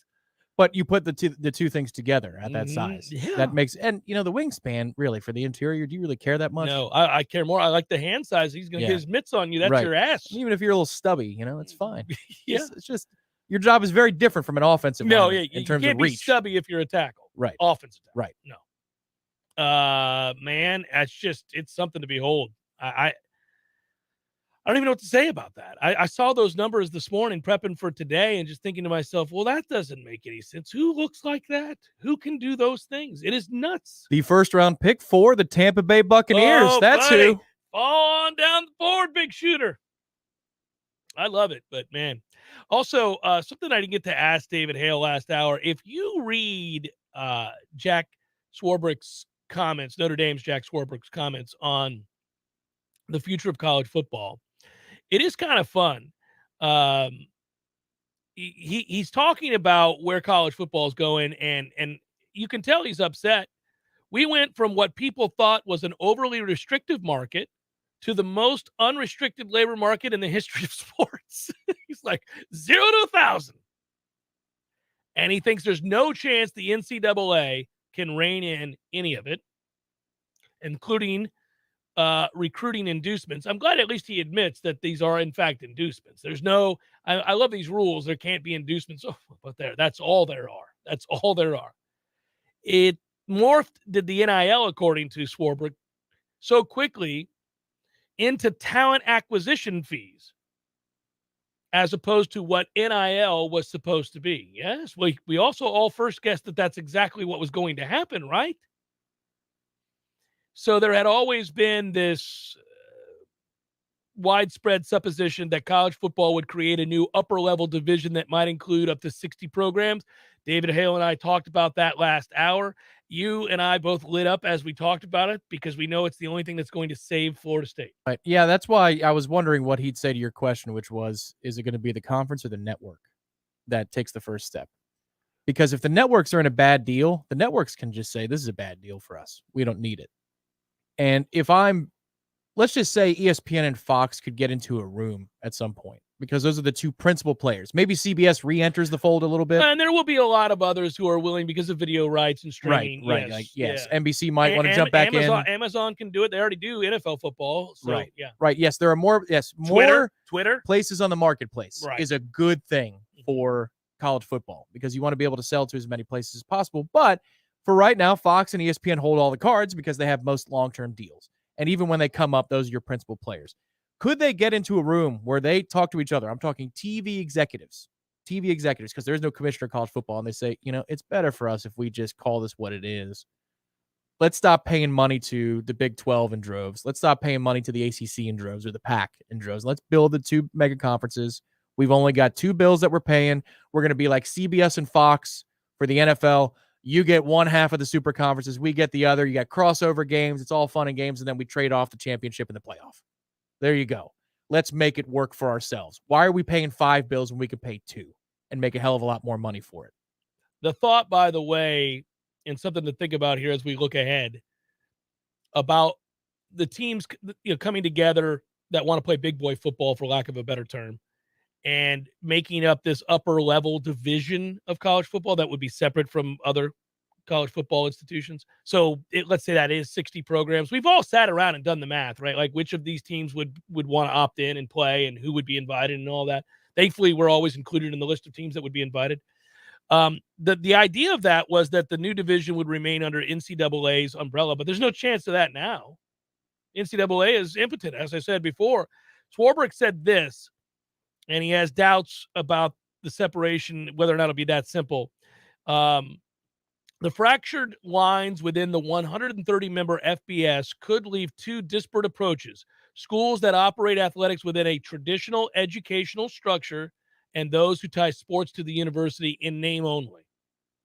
And that's what you want. This is the model I was talking about in 12, which is pick it. What do you want to be? And I'm talking from the player perspective. Do you want a guaranteed 4-year scholarship that no matter what happens to you, injury, performance is terrible, whatever, you are guaranteed those 4 years to pursue your degree for free? Or do you want to take a bag of cash? And if you suck, we can cut you tomorrow. Oh, yeah, we'll get raw with it. Your You're not choice. Any good, you got to go. I would prefer that that's where they go. Here's your choice. Well, it's very upfront, isn't it? On the one end of the spectrum, quote, you license the school name and you run an independent business that's engaged in sports. The other end of the spectrum, you're integrated into the university in terms of decision-making and requirements. I do think, I don't know, though, Tom, because this goes back to what I said before.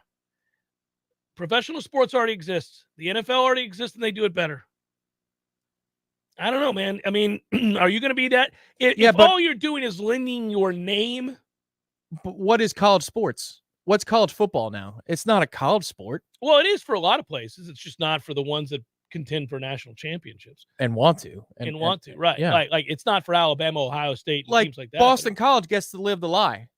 They get the money, even though they don't do anything. Syracuse. Yeah. Wake Forest with its enrollment. I'll always come back. I know that they're a top 20 team this year, but I mean, come on, what are we doing here? Where's the investment back in football? They get to be both. Meanwhile, there are some that are committing all the way. Some are failing while they're committing, and we've done that over the last 6-7 years. But college sports isn't college sports anymore, especially with football. Like, we talk about softball. That's a college sport. Yeah, almost certainly So's with baseball. football, just football, pretty much. Baseball is still very collegial. It's pseudo-professional. Rules are collegial. You can't put this back in the bottle, I don't think, unless you create a bona fide minor league, or that's what the USFL or the XFL becomes, that they could take kids out of high school. And so you have two paths, like you're a baseball player. But then it's not college at all. But if you could return it back to that way and say the XFL and the USFL are your AA and AAA, that you could get called up into a Buccaneers affiliate organization, and you could choose that path, and that's where the money is. There is no money in college besides the full cost of attendance. Right, yeah. Maybe that could put the genie back in the bottle, but short of that, I don't know what can. I think there would be a real draw to the other 70 schools, if we're using 60 as an example for the Super Conference. There would be a real draw to the other 70 FBS schools that just decided to play college football in the way we know it. So everybody would know we're on the same page here. These are the rules that we are going to follow, the NCAA or some such entity. It doesn't have to be the NCAA, which I don't want to prop up. But these are collegial rules. You get cost of attendance. That's what you get. You get meals and a free place to live and all that. But that's it. So when you're watching that particular brand or that particular league of football, say BYU versus Virginia.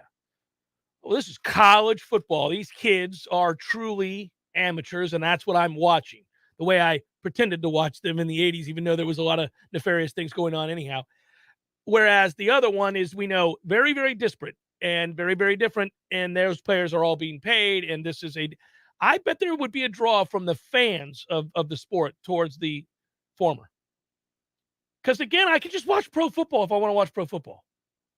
Yeah, there would be a draw. Like, it would get better ratings in the South than the aforementioned, once again, XFL or USFL. Yeah, the USFL like, both would not, exist. yeah. But, I mean, you'd be locked the hell in on FSU Auburn this weekend, and you love that too. I don't know, man. I don't know. Because, again, in that scenario, you're just lending the name. It's not like they did. Like when Dave and I were just talking about, one of the things that is always a draw to college football was that those kids were on the same campus you were on, attending the same school you did, sat in the same classrooms you did, lived a similar life. But did they? Yeah. I mean, they did. They maybe did. for like 6 hours of their day at most when they're in class. But they got to go work out. They got to go do tutoring. They got to go study halls, film room, practices. Film room and practice is the only thing that was really different. I mean, study hall, kids in college go to tutors all the time. That all went to the same cafeteria. I think the lending of the name. This is the kid who grew up in free agency. That's the difference in our generations. As I grew up in the 90s, which was the era of free agency, I think this is more honest. It is. I mean, all of these things simultaneously can be true. It is more honest. It is more upfront. It is, no longer behind closed doors and under the table and all of that. I agree. I think that what the longing that the college football fan feels is not going to be satiated by this, what we're creating here, which is this, hey, even though we're being honest about it, it's, everybody's getting paid. It's pro football. I got pro football. I can watch pro football on Sundays. I'm good with that. They do it better anyhow. And then but that's my helmet. Those are my colors. Yeah, that's it. It's the laundry thing again. Jeff Cameron Show, 93.3 Real Talk Radio, Warchant TV. Your local news now. 2 individuals from Southwest Georgia and North Florida were granted clemency by the White House. According to a news release Tuesday, Stephanie McMurphy of Adel and Cleola Sullivan of Tallahassee were granted clemency in relation to federal drug offenses. The 2 individuals are part of a group of 78 that received clemency by President Biden. McMurphy and Sullivan were both granted commutations. Their respective sentences in federal prison will be paused, but they will have to serve the remainder under home confinement. Florida A&M University's annual Day of Giving 1887 Strikes campaign raised more than $660,000. The campaign began on April 21st and continued for 1,887 minutes, ending on April 22nd at 4:27 p.m. They raised $200,000 more than last year. This was the 3rd year since the annual Day of Giving was launched to encourage new donors to support students. So far, 1887 Strikes has yielded more than $1.3 million. This is Rachel Lene with your Real Talk 93.3 local news update, brought to you by Macklemore Systems, Tallahassee's go-to Mac store. Check them out online at MacklemoreSystems.com. This is meteorologist Paul Trombley with your Real Talk 93.3 weather update. Lots of sunshine this afternoon with daytime highs approaching 84. East winds 5 to 10 miles per hour. Partly cloudy skies tonight. Lows dip down to about 61. Highs level off around 83 tomorrow. Chance for scattered thunderstorms Saturday and Sunday. 83 Saturday, 85 Sunday. This report is brought to you by the Lawn Johns. For all your landscaping and lawn care needs, visit thelawnjohns.com. Right now, 84.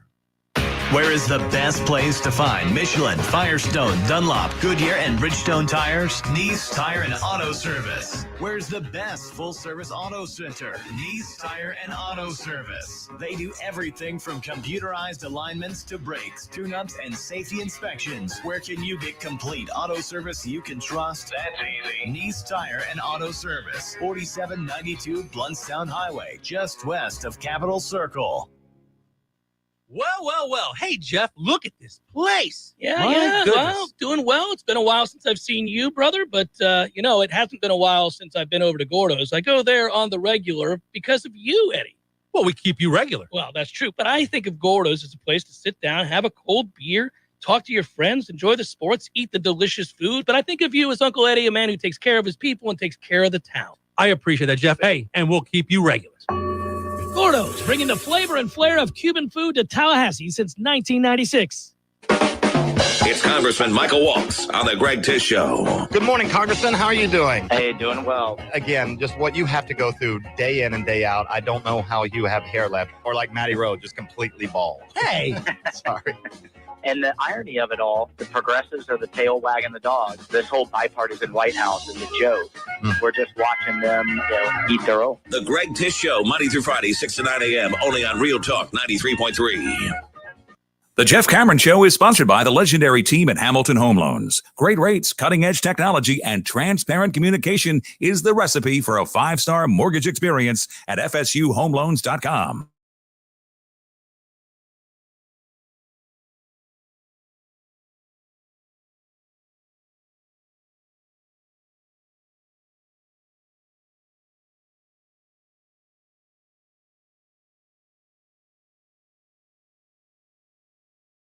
Indeed. ISF, you want to do amazing things. You have big visions and goals for the future and work hard to move your agency forward while navigating the unique challenges inherent in government operations.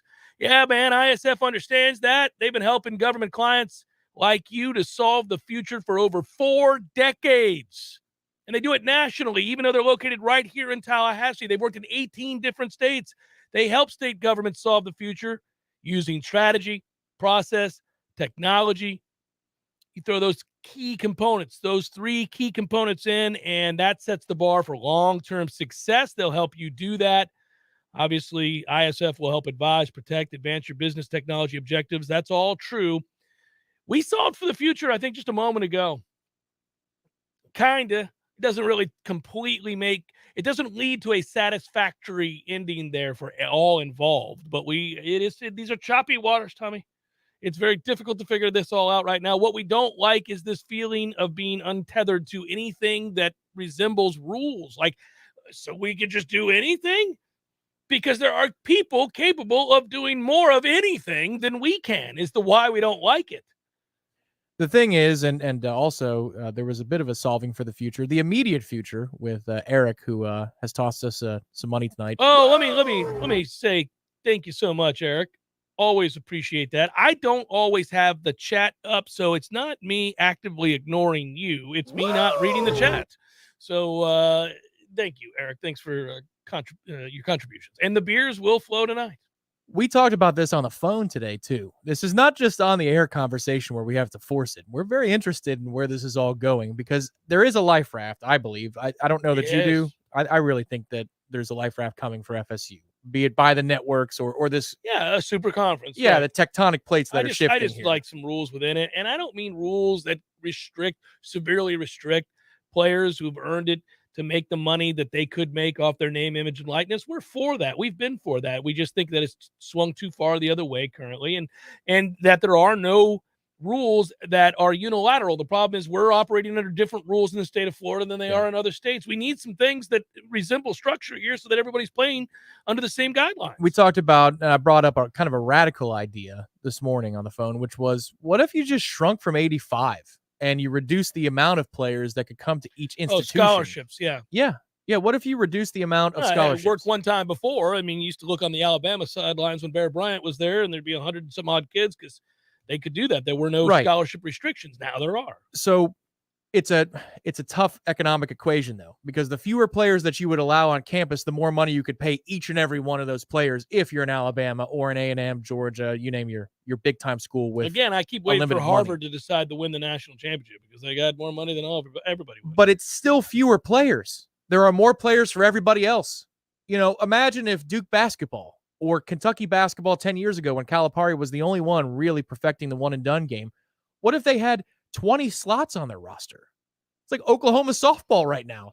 There's a signing class at 12. They get 10 of the top 12 people in the country. What if the roster size was smaller? What if there were more players to go around? Sure, on the secondary market, as your players got better, if you don't have unlimited money, they would transfer to Alabama for their junior years. But at least you'd get them in the beginning, and you might be able to be competitive with maybe 5 to 10 of those top slot offers that you could get to.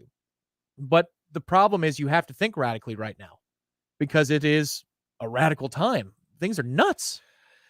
Well, and they just lagged behind. They just lagged behind forever, and they had all the evidence in the world that it was coming down the pike. They knew that the system in place was not sustainable, and they were basically told that you're going to lose in court. You're going to be handed a loss time and again, and they were, and they didn't get out in front of it. And now here's where we're left. We're left to this weird set of circumstances where anything goes. I was cracking up. I didn't get to ask a question I wanted to ask.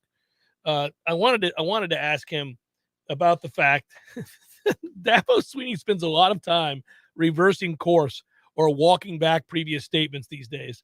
He is forever having to do that because of all the dumb things he said previously that he now knows he can't adhere to, such as, I'm never going to use the transfer portal. We won't allow it. My transfer portal's in that locker room. Guess what, Dabo? Your offensive line sucked last year.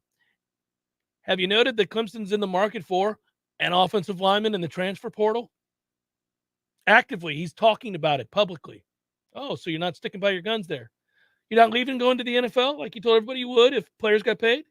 That was the first time. That's entitlement right there. We've had to walk that back. Now we'll never utilize the transfer portal. Clemson's different. We don't do that. Oh, wait. Oh, you're not different. You are going to do that. Okay. So what do you stand for, Dabo? We live in a world where you can lie every minute and still have. I understand. But a large percentage of people believe you. Yeah, but or be disingenuous. They don't believe you. Right. They just like you. Yeah. But so what does he care? If that's the way the world works outside of sports in a more meaningful setting, then he can just do whatever the hell he wants, and he knows it. Well, I mean, that would be the steps taken for a man lacking character. But if you want to stand by something that you hold to be true, listen. He's got as much slime as he does bronzer on him every year we go to Charlotte. I can't wait for you to be back there this year. I can't wait to be back there as well. I'm excited to be back there. Thanks. I'm going to be excited to see you too. But the problem is they won't give me my interview. And we had, and he would admit to this, a very good interview. Even though his handler kept staring at me. Mm-hmm. He looked at me like security at NBA games are looking at protesters down by the side of the court. Now they're all like, I got you. Make your move. Make your move. There have been really wonderful form tackles, some shots being taken. I love it. If you get him this year because they make a mistake, somehow the ACC ignores Clemson. That's Cameron, no. Right. The ACC ignores, Clemson's requests of who not to talk to. Can you just ask him, is there more sin now in the world than ever before? Oh, wouldn't you love that? Please, I mean it. Well, you know how that's going to go. You are asking a question that you know. Yes. Yeah, I know. Well, I'm glad you brought that up. Oh, there is more sin now than ever before. Yeah, no, it would be a diatribe, a very predictable diatribe. Why do we live in a culture of entitlement? Why are there so many takers, Dabo? Yeah. Is the world more sinful now than when you were a kid in Alabama? I'm interested to hear your thoughts on this. What about the world? Is there more sin in the world or just the United States? Wouldn't it be great? You'd get compelling radio. Oh, it would be, and it would be uncomfortable because he wouldn't Yes. know that I was making fun of him, but maybe he would.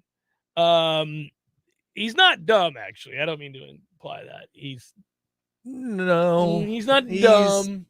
I'm not telling you he's a Mensa. I'm Right, just saying he's yeah. not dumb. He's played the game. He's Right, played the right, game. yeah. That's like a televangelist. When they're stealing Yes. money, Yes. they know what they're doing. Mm-hmm. It's an awful thing, but they know what they're doing. But he's also kind of dumb. Yes, there are degrees here. but There are degrees. if you're gonna put on a social media video of you trying to rap and putting on gloves and No, talking about drip, That's just you're out of touch. You're that's really dumb. Like that You you don't think that you have- could pull that off Yeah, is but you don't dumb. have good handlers at that point.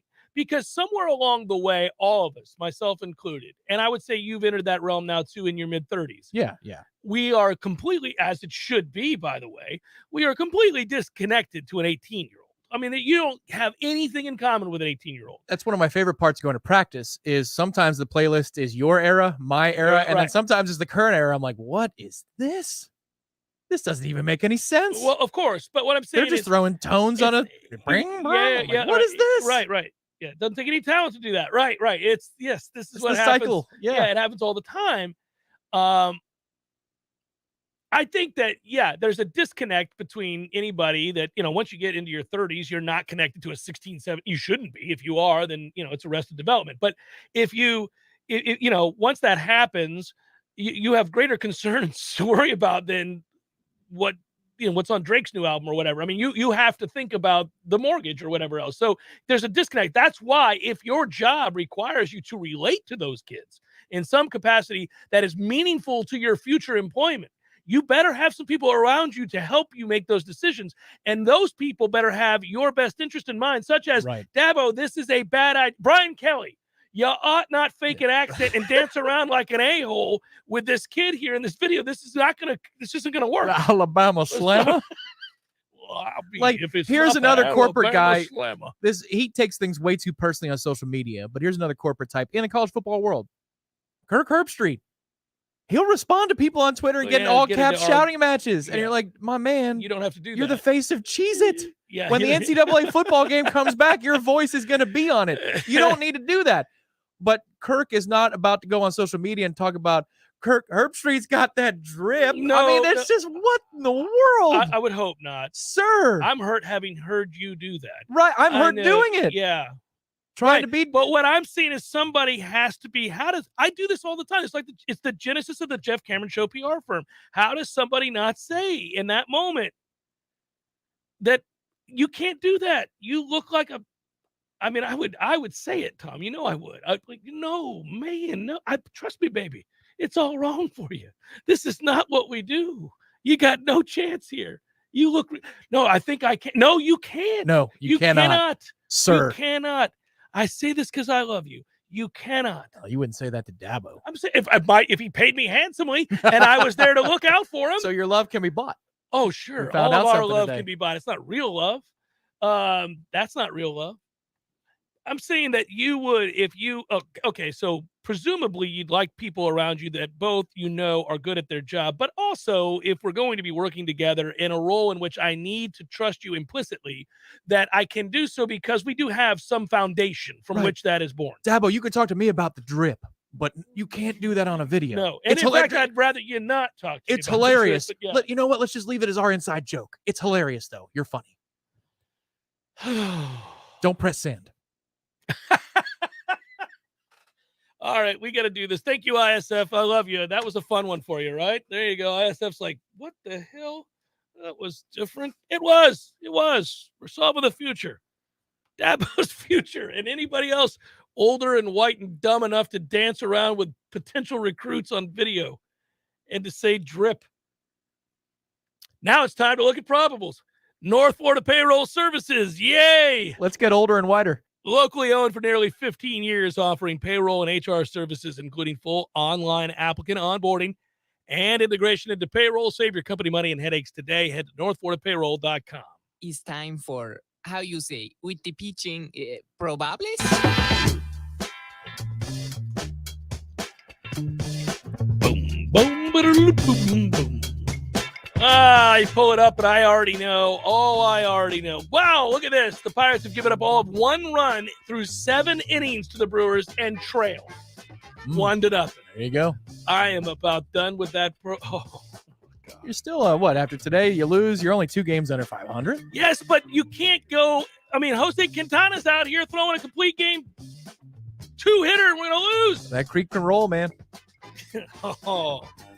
Padres, Reds, Nick Martinez, Tyler Mahal. That game is 5-2 Padres. Brewers, aforementioned, 1-0 over the Buccos through 7. Freddie Peralta, Jose Quintana, that creep can roll, man. Rockies, Phillies, Austin Gomber, 3-0 Phils in the 6th. Zach Wheeler spinning a gym. Marlins, Nats are in the 7th, tied at 1. It's a let's not score any runs day in Major League Baseball. We got Trevor Rogers and Patrick Corbin. Orioles, Yanks are in the 5th. That's 2-1 Baltimore. Bruce Zimmerman, Jamison Tyon. The fighting show fells. Mariners, Rays are tied at 1 in the 6th. Nobody can score this afternoon. Chris Flexen, Jeffrey Springs. Tigers, Twins, bottom of the 5th, 2-1 Twins. Tariq Skubal, Bailey Omber. Astros, Rangers, Justin Verlander, Martin Perez. They're in the 3rd, and it's 0-0. Royals, White Sox, Brad Keller, Michael Kopech. Red Sox, Blue Jays, Garrett Whitlock, Alec Manoah. Guardians, Angels, Cal Quantrill, Reed, Detmers, Reed. Cubs, Braves, Drew Smiley, Kyle Wright, and finally D-backs, Cardinals, Humberto Castellanos, Dakota Hudson. That's a look at those that shall reside on the bump. Good job, Tom. Good job, Director Matthew. Thanks, David Hale. Thanks to all of you. Be good, everybody. We'll talk.